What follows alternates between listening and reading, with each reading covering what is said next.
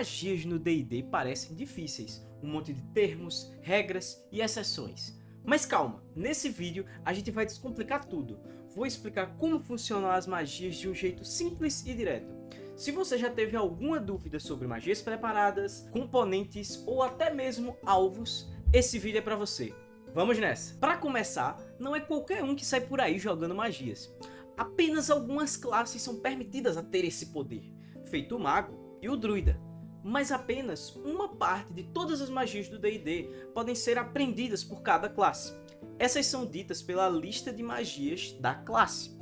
E tem outra coisa, às vezes você vai encontrar um pergaminho com magia. Você só pode usá-lo caso essa magia estiver na lista de magias de sua classe. Mas não é sempre que seu personagem sabe a magia.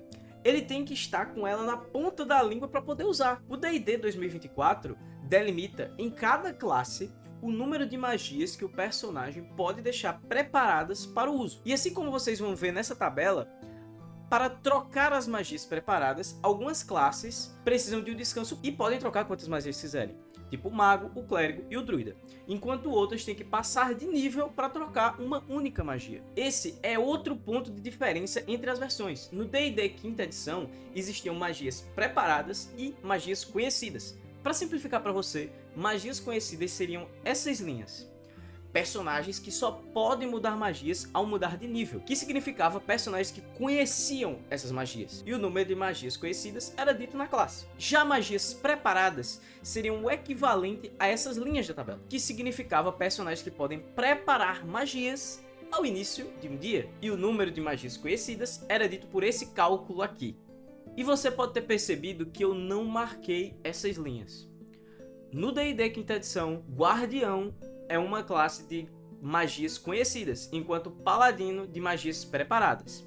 Isso foi modificado para a nova versão de 2024. E por fim, sobre isso de magias preparadas e conhecidas, temos as magias sempre preparadas, que é quando ela é especificada assim por uma classe ou raça. Ela não conta para o número de magias preparadas ou conhecidas em qualquer um dessas duas edições. Mas com certeza nem todas as magias têm o mesmo poder, certo? Cada magia tem um círculo, que vai de 0, que são os chamados truques, até o 9, que são as mais poderosas. Para usar a magia, você gasta um espaço de magia, que vai do nível 1 ao nível 9. Por exemplo, uma magia de nível 2 precisa de um espaço de magia de nível 2. A gente não pode juntar dois espaços de magia de nível 1 para usá-la. Imagina os espaços como sua munição. Acabou, tem que recarregar.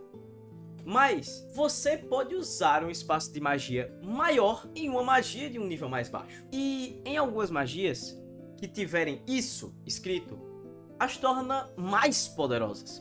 Como por exemplo nessa bola de fogo, que aumenta o dano por nível. Mas temos exceções também, tá? Truques são magias de nível 0, como eu tinha falado, e não precisam de espaços de magia e nem podem ser melhorados com eles. Rituais, que levam 10 minutos a mais para conjurar, mas não gastam espaços de magia. E algumas habilidades de classes ou monstros que podem conjurar magias sem usar espaços. Se você curtiu até aqui, já sabe, dá aquele like e compartilha com um mago que sempre tira 10 dúvidas antes de decidir o que vai fazer. Bora continuar! E assim, magias não saem do nada. Você precisa fazer algo para se conectar com as forças mágicas. E elas vêm com os componentes, que são ditos aqui. V significa verbal, ou seja, falar palavras mágicas. S significa somático, ou seja, fazer gestos. E M significa material, ou seja, um item especial. Agora, um detalhe importante sobre o material. Ele pode ser substituído se você tiver uma bolsa de componentes ou um foco de conjuração, que são dois outros itens. A menos que o material seja consumido ou se tiver um preço específico nele. Contanto que essas regras sejam atendidas, você pode usar um foco de conjuração ou uma bolsa de componentes. A magia especifica aqui o tempo para fazê-la. Pode ser ação, ação bônus, reação ou uma quantidade específica de minutos ou horas. E uma mudança super importante. No D&D 5ª edição, você podia usar quantas magias quisesse em um turno. Como por exemplo, uma de ação bônus e uma de reação. No entanto, no D&D 2024, você pode usar apenas um espaço de magia para conjurar uma magia, independente do tempo de conjuração dela. E o tempo que ela fica no combate também é explícito. Pode ser instantânea, que ela acontece e puf, acabou. Pode durar um determinado tempo, que ela fica lá até terminar esse tempo, e por fim, concentração de até X minutos, como essa. Nesse tipo de magia de concentração, você tem que mantê-la para ela continuar ativa.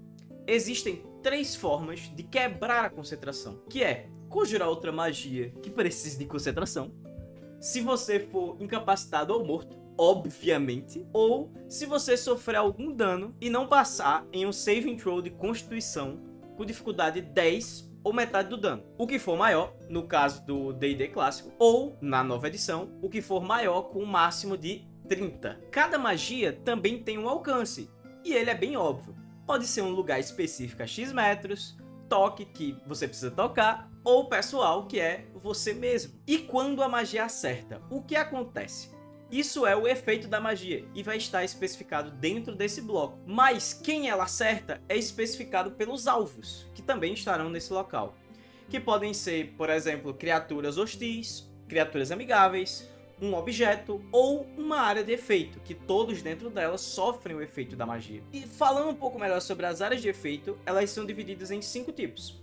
Linha, que é bem óbvio. Cone, que também é bem simples. E temos cubo, que tem o detalhe que seu ponto de origem é uma das faces e não no centro. O normal a gente pensava que seria no centro, mas é em uma das faces a origem. A esfera, que diferente do cubo, a origem é no centro dela. E também, para deixar claro uma pequena diferença, no 2024 tem uma nova forma chamada emanação, que ela nada mais é que uma esfera que emana da criatura e assim se movimenta com ela. No D&D quinta edição também já existia, sendo que ela não era chamada de emanação, ela só era chamada de esfera e a magia especificava que andava junto de você. E por último, cilindro, que é a origem é no centro de um dos círculos do cilindro e também a base deve estar no chão, você não pode incliná-la como um cone. E, voltando quando ela acerta, às vezes já funciona de imediato. Mas às vezes a descrição irá pedir um saving throw do alvo ou uma jogada de ataque sua, que são calculadas por essas fórmulas aqui na tela e eu não vou me estender sobre elas. Mas uma coisa que você pode estar pensando é: e se eu ou outro mago lançar uma magia no mesmo alvo? Se forem magias diferentes, ambas funcionam normalmente. Mas se forem a mesma magia, apenas a magia do conjurador mais forte afeta o alvo durante a sobreposição das duas magias, deixando claro que elas não cancelam a outra, mas apenas uma fica sob efeito. E para fechar, cada magia tem uma escola, que resume um pouco o que ela é. Pause se quiser ver um pouco mais sobre. E aí, ficou mais claro?